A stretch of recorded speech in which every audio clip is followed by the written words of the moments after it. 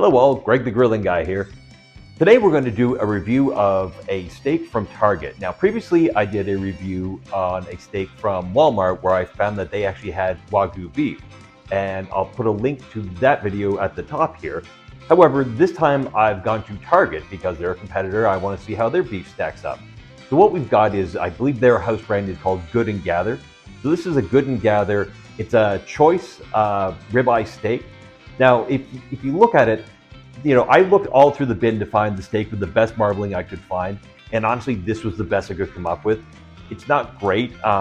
We shall see ultimately how this plays out into the flavor and the cook of the steak. Now, I have had this steak in the past, and it was actually quite good, but I wasn't doing the channel at the time, so I wanted to do one for the channel so we can actually give an honest review of it. We're going to prepare this steak just like we do all the others. Dry brine into the fridge for 4 hours, back, put some seasoning on it, and then cook it over the indirect. So let's take a crack at a Target steak and see how this comes out. So we're going to use the kosher salt as we always do, and just sprinkle a little bit from a elevated height down onto the meat.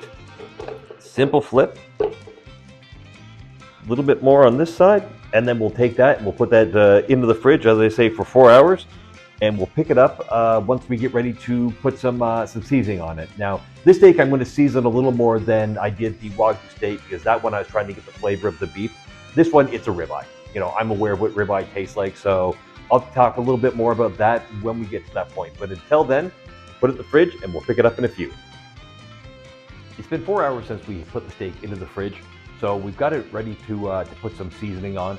Now, with the Wagyu, as I said, I didn't put any seasoning on, but this one I'm going to add a bit because it's just a ribeye. It's an Angus choice ribeye. It's already kind of had an expectation of flavor, so I'm going to use my old favorite duck fat as my binding agent.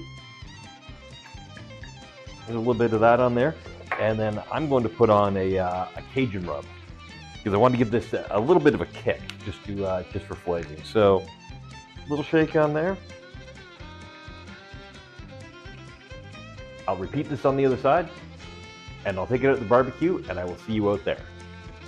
In all my previous videos, I've talked to you about doing a reverse sear. So that's basically searing the steak on there at the beginning.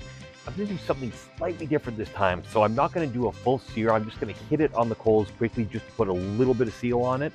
But I'm going to actually sear this one at the end in a bath of garlic butter. So that's kind of putting a final crust on it.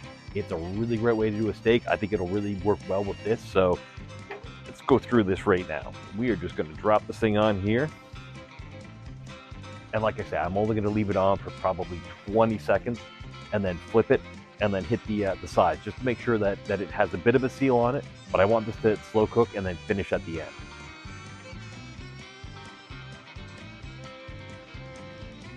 As you can see, it's not even really graying up at this point. There's still a lot of raw meat. I'm just trying to make sure that it's got a bit of a crust on it.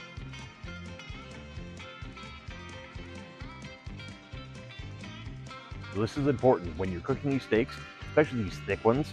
That example because I'm doing such a quick job on this, but you always kind of want to hit the sides as well. Everybody hits the top and bottom. Always make sure you flip it over and hit the sides, just to put a little bit of the sealant on there as well.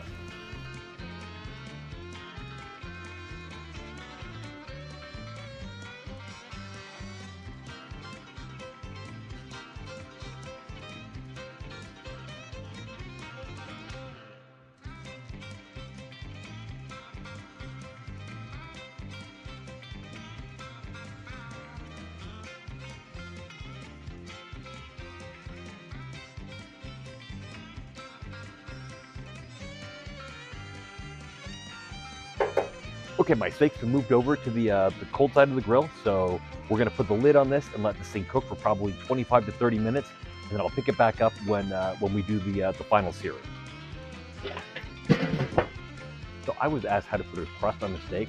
I'm telling you right now, Drago's garlic butter. We're going to add the butter into the cast iron, let that heat up.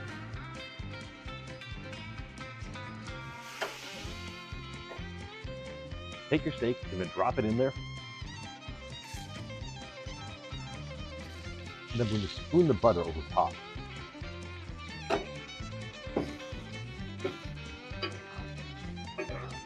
See that crust forming on top? We're going to Put some butter on there so it doesn't dry out.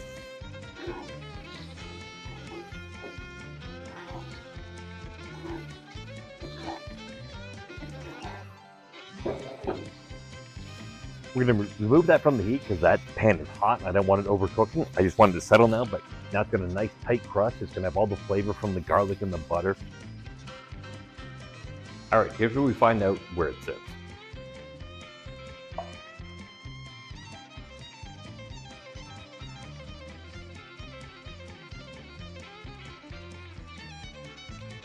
It's pink inside, it looks good.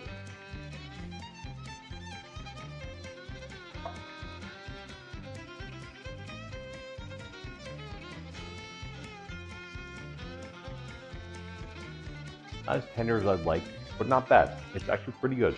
So if you're looking for just a regular Angus beef steak, good. I might go with the Wagyu from Walmart, but your call.